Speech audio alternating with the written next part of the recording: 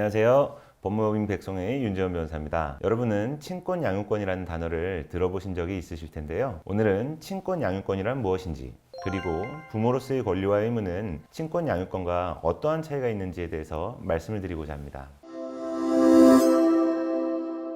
친권이라는 것은 자녀의 양육에 관한 사항과 재산에 관한 사항을 포괄합니다. 그중 양육권에 관한 사항으로는 보호교양에 관한 권리, 거소를 지정할 수 있는 권리, 훈육을 할 수 있는 권리, 자녀의 인도를 청구할 수 있는 권리가 있습니다. 재산에 관한 사항으로는 자녀의 재산을 관리할 수 있는 재산관리권, 자녀를 대리하여 행위할 수 있는 법정 대리권, 자녀의 경제활동을 유효하게 할 수 있는 동의권이 포함됩니다. 민법에서는 친권자를 지정함에 있어 자녀의 복리를 최우선으로 하여야 한다고 규정하고 있습니다. 그런데 실무적으로는 부부가 이혼하는 경우 엄마가 자녀를 양육할 수 없는 특별한 사정이 없다면 대부분의 경우에는 엄마에게 친권 및 양육권을 부여하고 있습니다. 아무래도 엄마가 자녀를 잉태하여 출산을 하였다는 생물학적인 요소, 그리고 아빠보다는 엄마가 자녀와 함께 많은 시간을 보내는 것이 일반적이고, 이혼 이후에도 그러한 상황을 유지시켜주는 것이 아이에게 안정을 줄 것이라는 정서적인 요소 등이 고려되고 있는 것 같습니다. 물론 엄마가 알코올이나 약물에 중독되어 있거나 정신병이 심각하게 있다거나 수차례의 범죄를 저질러 불안정한 상태에 있는 경우 등에는 아빠에게 친권 양육권이 부여되는 경우도 있습니다.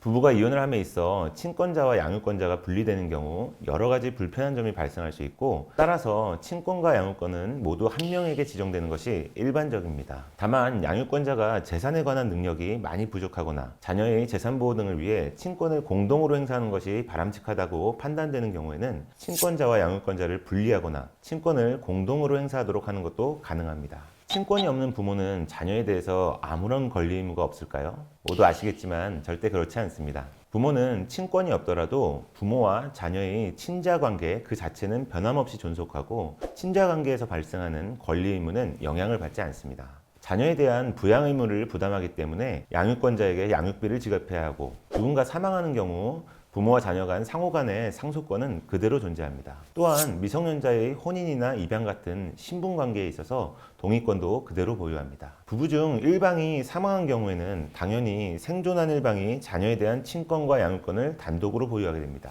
그런데 자녀의 복리를 위한 경우에는 다른 사람을 후견인으로 지정하여 양육에 관한 권리를 행사하도록 할 수도 있습니다. 실제 있었던 사건을 하나 소개해 드릴게요.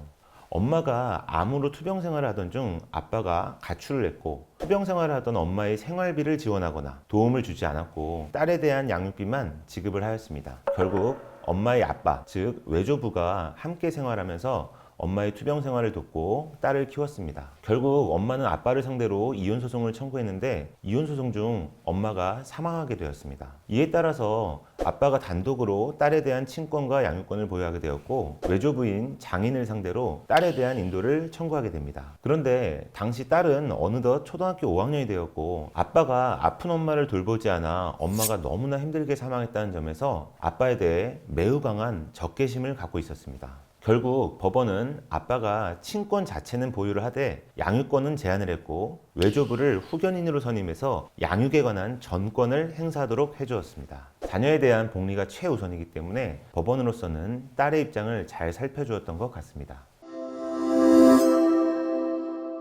네, 이번 시간에는 부모의 권리, 친권, 양육권에 대해서 살펴보았는데요. 부부간에 아무리 큰 다툼이 있더라도 자녀에 관해서는 복리를 최우선으로 하여 잘 협조하시기를 부탁드립니다. 그럼 오늘도 유익한 내용이 되었기를 바라고요. 재밌게 보셨다면 구독과 좋아요, 그리고 알림 설정도 부탁드리겠습니다. 감사합니다.